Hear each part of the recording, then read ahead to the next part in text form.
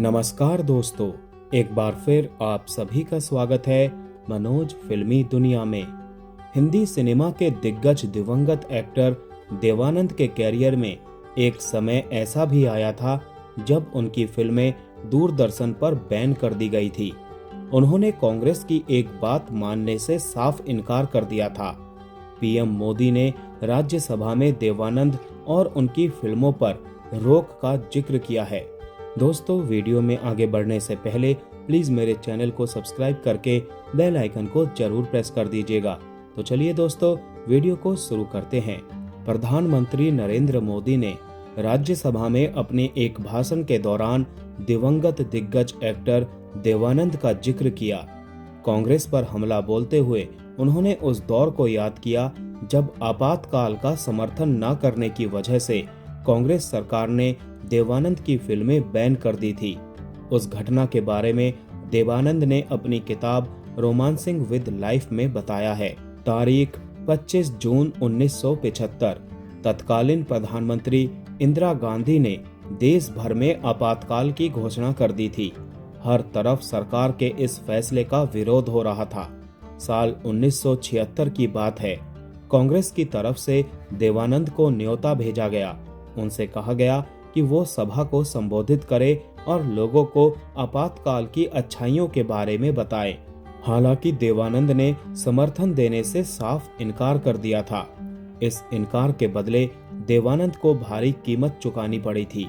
उन्होंने अपनी किताब में बताया है कि उनके इस फैसले के बाद सरकार ने उनकी फिल्मों को टीवी पर दिखाने से रोक लगा दी थी। उसके बाद इंदिरा गांधी और कांग्रेस को लेकर देवानंद के भीतर और भी क्रोध पैदा हो गया। फिर देवानंद ने वैसे मंचों को साझा करना शुरू कर दिया जहां आपातकाल का विरोध होता था। देवानंद के साथ साथ दिलीप कुमार और किशोर कुमार को भी आपातकाल का समर्थन करने को कहा गया था। हालांकि देवानंद की तरह इन दोनों ने भी इनकार कर दिया था।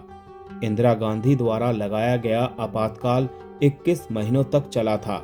21 मार्च 1977 को इसका अंत हुआ था।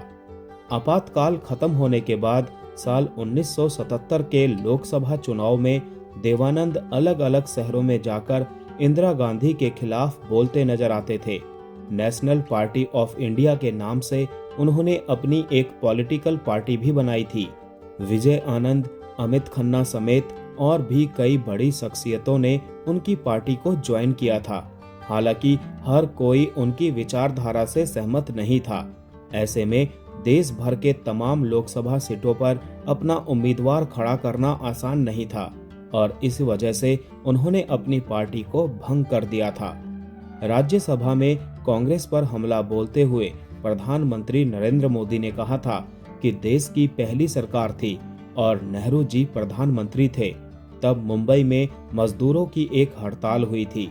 उसमें मशहूर गीतकार मजरूह सुल्तानपुरी जी ने एक गीत गाया था। नेहरू जी ने देश के एक महान कवि को जेल में डाल दिया था।